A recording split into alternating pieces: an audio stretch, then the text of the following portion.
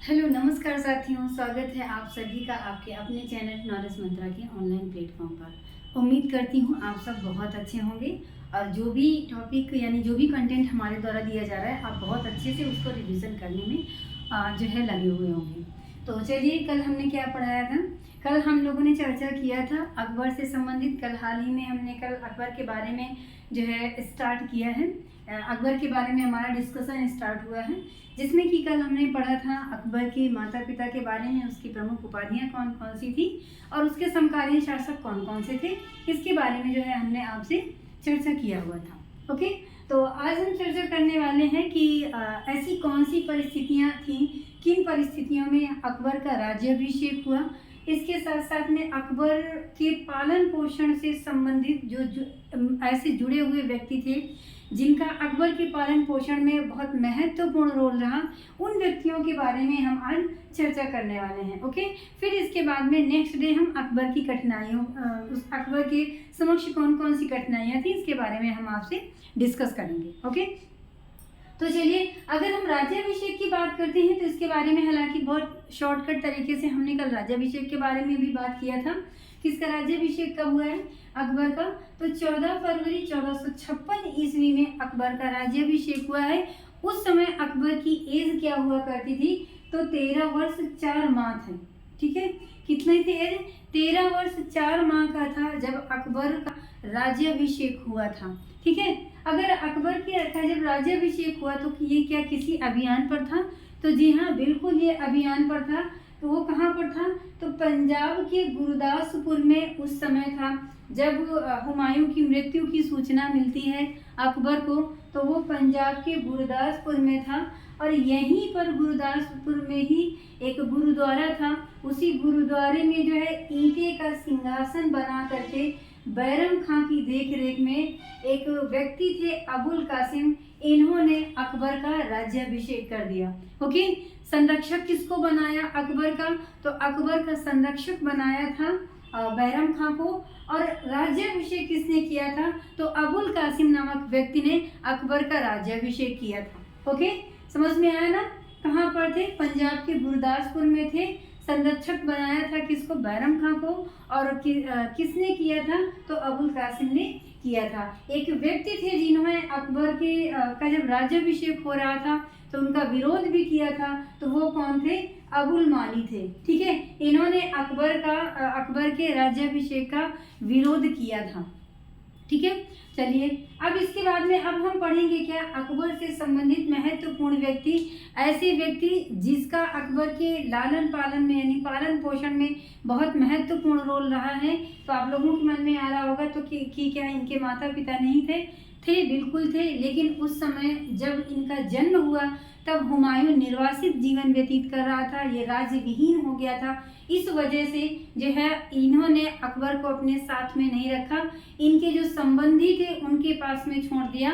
और एटलीस्ट ये जो है जब निर्वासित जीवन जी रहा होता है तो ये जो है 1546 ईस्वी में आता है और अपने पुत्र से मिलता है आकर के दोबारा। ठीक है, तो चलिए जानते हैं कि अकबर के पालन पोषण में कौन कौन से व्यक्तियों का बहुत महत्वपूर्ण रोल रहा। तो सबसे पहले हम नाम लेते हैं माहम अनगा का। ठीक है, ये कौन है? माहम अनगा जो है ये अकबर की धाय माँ हुआ करती थी। धाय माँ का मतलब जो पालन पोषण करने वाली, यानी माँ के अलावा जो अन्य लोग होते हैं। तो सबसे करीबी कौन थी? माहम अनगा थी। ये अकबर की धाय माँ थी। अगर हम इनकी बात करें माहम अनगा की, तो माहम अनगा अगर मुगल काल में पूछा जाए तो मुगल काल की पहली महिला प्रधानमंत्री थी। वो कौन थी? ये माहम अनगा थी। ओके, पहली महिला। ये एक वकील भी थी और छोटी मोटी वकील नहीं थी, एक बहुत दमदार वकील हुआ करती थी। वकील का मतलब आज के उनसे आप मत लगाइएगा कि ये जो एडवोकेट वगैरह हैं। वकील का मतलब है कि प्रधानमंत्री, यानी कि पहली महिला प्रधान। उस समय जो वकील का पद होता था वो प्रधानमंत्री को वकील कहा जाता था। ओके, तो मैं यही बताना चाहूँगी कि मुगल काल की ये पहली महिला प्रधानमंत्री थी जिनको जो है प्रधानमंत्री के पद पर नियुक्त किया गया था और इसी पद को वकील मुतलक की भी उपाधि दी जाती है। ओके, चलिए, अब इसके बाद में सबसे बड़ी चीज़ कि जब हुमायूं ईरान जा रहा था, ईरान को विजिट करने के लिए ये यहाँ से राज्य जो है उसके अपने राज्य विहीन हो गया था, तो उस समय इसने जो है अकबर का जो संरक्षण दिया। तो ईरान जाते समय अकबर की जिम्मेदारी इन्हीं पर सौंपी थी, किस पर? माहम अनगा पर। इस वजह से ये कौन थी? ये थी अकबर की दाई माँ थी। तो माहम अनगा आपने क्या जाना कौन थी? माहम अनगा अकबर की दाई माँ थी। प्लस ये कौन थी? ये एक दमदार वकील, यानी कि मुगल काल की पहली महिला प्रधानमंत्री थी। कौन? माहम अनगा। और इन्होंने ही जब हुमायूं ईरान चला जाता है, राज्यविहीन होकर के जा रहा होता है, तो अकबर के पालन पोषण की जिम्मेदारी किसको? इनको माहम अनगा को ही सौंपता है। ओके, तो ये था किरदार क्या? माहम अनगा का। इसके बाद में आते हैं दूसरे नंबर पर शमसुद्दीन अतका खां। अब ये कौन थे? तो अगर हम शमसुद्दीन अतका खां की बात करें तो ये जो है अकबर के प्रतिपोषक हुआ करते थे। कौन थे? अकबर के प्रतिपोषक। प्रतिपोषक मतलब जैसे फीमेल में धाय माँ, वैसे ही मेल में धाय पिता। ओके, यानी कि ये ज़रूरतों को देखते थे कि अकबर को कौन सी ज़रूरत है, उन ज़रूरत की वस्तुओं को लाना है ना, बाहरी देख रेख करना कि कोई भी प्रॉब्लम ना हो सके, कोई भी समस्या ना क्रिएट हो सके। तो ये कौन थे? शमसुद्दीन अतगा खां थे। हम बहुत कम शब्दों में अगर हम बात करें तो इनको हम अकबर का धाय पिता भी कह सकते हैं। ओके, इसके बाद में तीसरे नंबर पर आती है जीजी अनगा। अब ये जीजी अनगा कौन थी? तो जीजी अनगा ये अतका खां की यानी शमसुद्दीन अतका खां की पत्नी थी। कौन था? अतका खां की पत्नी थी। लेकिन ये रोल क्या प्ले कर रही थी? ये जो इनके पालन पोषण में जो भी वो थी, आया थी, जितनी आया इनके पालन पोषण में लगी हुई थी, तो इन जीजी अनगा के अंडर में ही रह कर के सारा काम करती थी। यानी कि जितनी भी आयाएं लगी हुई थी उनकी सर्व प्रमुख कौन थी? ये जीजी अनगा थी। ओके, कौन थी? ये जीजी अनगा थी, आयाओं की सर्व प्रमुख। अतगा ये जो माहम अनगा थी ये धाय माँ थी। धाय माँ और आया में अंतर है। तो जीजी माहम अनगा इनकी धाय माँ थी, लेकिन जीजी अनगा कौन थी? ये इनकी आयाओं की प्रमुख हुआ करती थी। कहते हैं अकबर का जब जन्म हुआ था, अकबर के जन्म के समय इन्होंने जीजी अनगा ने ही इनको दूध पिलाया था। ओके, इसी वजह से आपने सुना होगा कि इन्हीं की मृत्यु पर यानी जीजी की मृत्यु पर ही अकबर ने क्या कराया था? मुंडन करवाया था, जो कि हिंदू धर्म से संबंधित यानी हिंदू धर्म से अकबर को जोड़ता है। क्लियर हुआ? इस तरह से क्या है, जब इसने जीजी अनगा ने जन्म के समय अकबर को दूध पिलाया था। जीजी अनगा का एक पुत्र था, इनका खुद का पुत्र था अजीज कोका। और अजीज कोका को आपसे क्वेश्चन पूछेगा कि अकबर का दुधमुहा भाई कौन था? तो वो था अजीज कोका, जो कि जीजी अनगा का पुत्र था। ओके, क्लियर हुआ? अब ये जीजी अनगा का पुत्र था। ये जो अजीज कोका है, अजीज कोका के बारे में ही अकबर कहा करता था कि एक दूध की दरिया है, एक जो है एक दूध का एक दरिया मुझे अजीज से जोड़ता है, अजीज कोका से जोड़ता है। ठीक है, तो ये किसके लिए कहा है? जीजी अनगा के पुत्र अजीज कोका के बारे में कहा है। किसने? अकबर ने। ये आपसे क्वेश्चन पूछता है, कई बार पूछा भी गया है, तो इन सारी चीज़ों को आपको ध्यान से सुनना है कि अजीज कोका को अकबर ने दूध का एक दरिया जो कि मुझे जोड़ता है, बोलेगा अकबर ने किसके लिए कहा है? तो वो कौन है? अजीज कोका। ओके, तो आई होप आप समझ गए होंगे इनकी कहानी क्या थी, जीजी अनगा की कहानी क्या थी, यानी कि अकबर को कैसे कोरिलेट कर किस तरीके से जुड़ी हुई थी, इसके बारे में हमने आपसे क्या किया? डिस्कशन किया। इसके बाद में अगर हम बात करें कि अजीज कोका यानी जीजी अनगा का पुत्र जो अजीज कोका था, इसको अकबर ने खान ए आजम की उपाधि दी थी। किसकी उपाधि दी थी? खान ए आजम की उपाधि दी थी। जीजी अनगा के पुत्र अजीज कोका को खान ए आजम की उपाधि दी थी। आपसे क्वेश्चन पूछेगा कि अकबर ने खान ए आजम की उपाधि किसको दी थी? तो वो कौन था? अजीज कोका था। ओके, अब एक शब्द आता है बहुत इम्पोर्टेंट, तो वो क्या आता है? ये शब्दावली में पूछता है कि अतका खैल, मुगल काल में अतका खैल क्या होता था?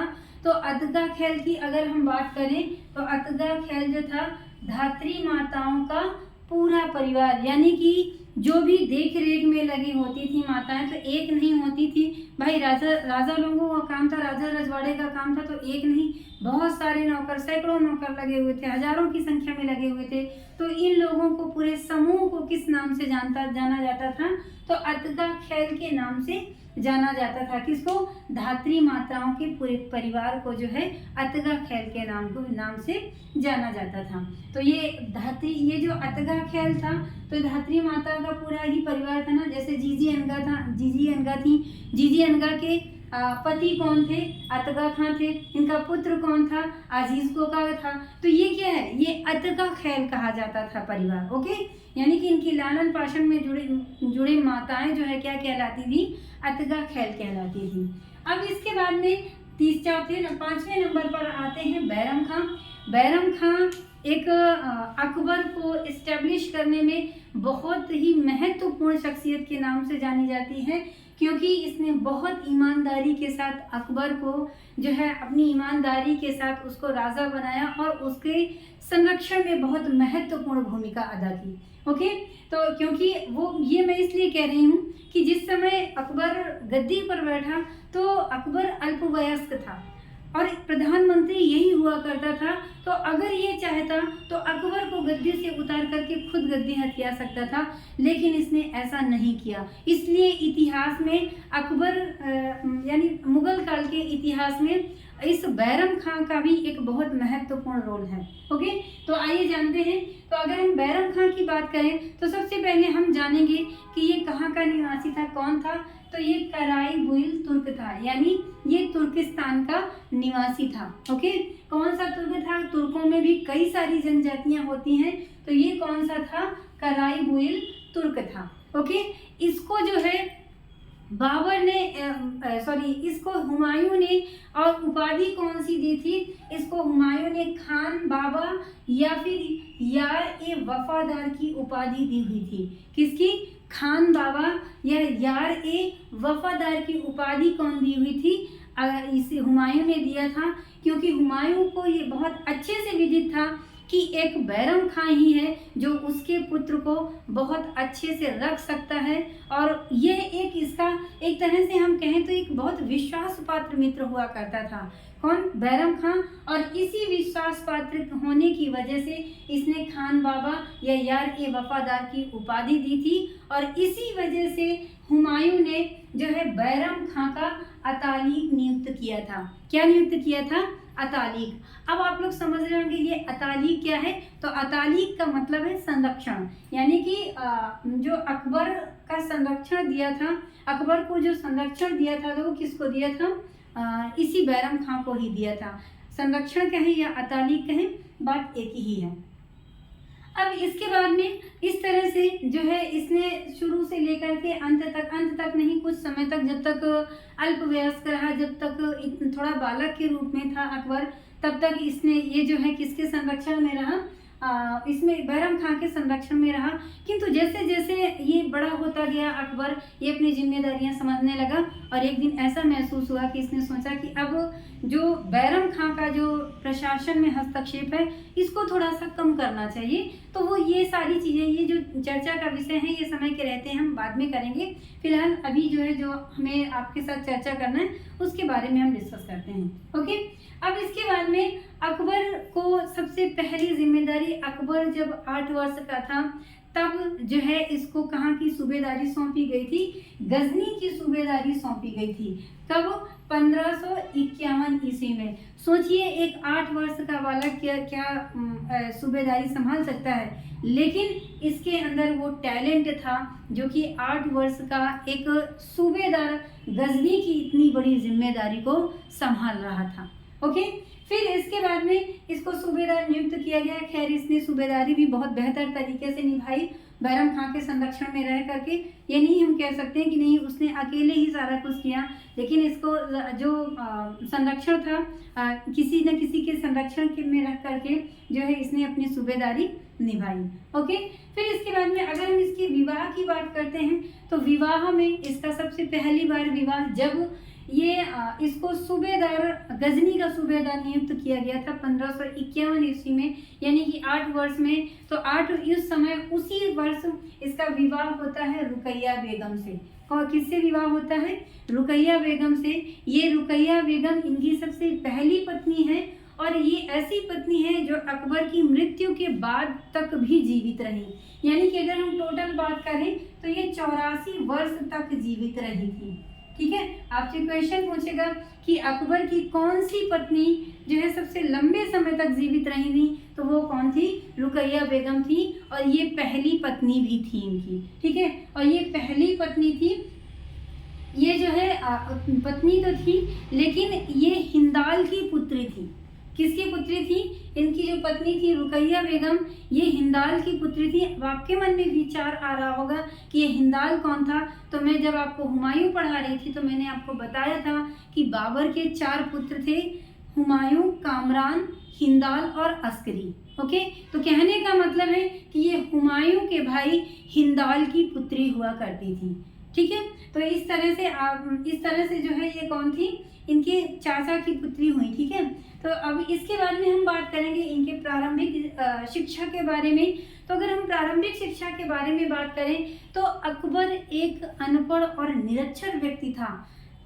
कैसा था? एक अकबर जो है एक निरक्षर व्यक्ति था और एक निरक्षर शख्सियत होते हुए भी इसको जो है उपाधि कौन सी मिली? राष्ट्रीय सम्राट की मिली। तो ये इसकी सूझबूझ इतनी बेहतर तरीके की थी, इसकी रणनीति इतनी अच्छी होती थी कि ये अपने सभी संघर्षों में कामयाब होता गया, बहुत धैर्यता का परिचय दिया और एटलीस्ट जो है इसको राष्ट्रीय सम्राट की उपाधि दी और एक बहुत बड़ा मुगल साम्राज्य जो है खड़ा किया। ओके, तो इस तरह से क्या था? प्रारंभिक शिक्षक की अगर हम बात करें तो इसके प्रारंभिक शिक्षक मीर मोहम्मद हुआ करते थे और बैरम खां को भी हम मानते हैं। लेकिन अगर प्रारंभिक शिक्षक में ऑप्शन अगर दिया है पीर मोहम्मद, तो आप सबसे पहले प्रायोरिटी दोगे किसको? पीर मोहम्मद को। ओके, फिर इसके बाद में अगर पीर मोहम्मद नहीं है तो फिर आपको देखना है किसको? बैरम खां को देखना है। लेकिन अगर ये दोनों हैं, दोनों दिए हुए हैं, तो आपको पीर मोहम्मद पर टिक करना है। ओके, तो मैंने आपको पहले ही बताया इसको अक्षर ज्ञान में रुचि नहीं थी, और रुचि अगर थी तो एक सूफी संत हुआ करते थे जलालुद्दीन रूमी और हाफिज। इन लोगों द्वारा जो कविताएं लिखी जाती थी तो इनको अकबर बहुत जल्दी कंठस्थ कर लेता था और इसी वजह से इन सूफी संतों के संपर्क में रहा और सारे धर्मों के संपर्क में रहा, सारे धर्मों की अच्छाइयों को मिला करके इसने एक नए धर्म की स्थापना की, दीन इलाही धर्म की, जिसको हम समय के रहते आगे आने वाले उसमें वीडियो में आपसे हम चर्चा करेंगे। ओके, तो आज का टॉपिक यहीं तक था। ठीक है, तो आज के लेक्चर को हम यहीं पर विराम देना चाहेंगे। नेक्स्ट डे आपके समक्ष हम नए वीडियो के साथ उपस्थित होंगे। लेकिन जाने के पहले एक बार ये ज़रूर कहेंगे कि अगर आप हमारे चैनल को पहली बार विजिट कर रहे हैं तो प्लीज़ आप हमारे चैनल को लाइक, शेयर और सब्सक्राइब करें और कमेंट करना ना भूलिए। कमेंट आप लोग जरूर कर दिया करें और इसके साथ साथ में लाइक भी कर दिया करें, क्योंकि आपका एक कमेंट और एक लाइक हमें और भी अधिक ऊर्जावान बनाता है। ओके, तो ठीक है, स्वस्थ रहिए, मस्त रहिए, पढ़ते रहिए और इसके साथ में प्रैक्टिस में आप बिल्कुल भी लापरवाही नहीं करेंगे, लगातार प्रैक्टिस करेंगे। और इन्हीं शब्दों के साथ मैं अपने लेक्चर को यहीं पर विराम देना चाहूँगी।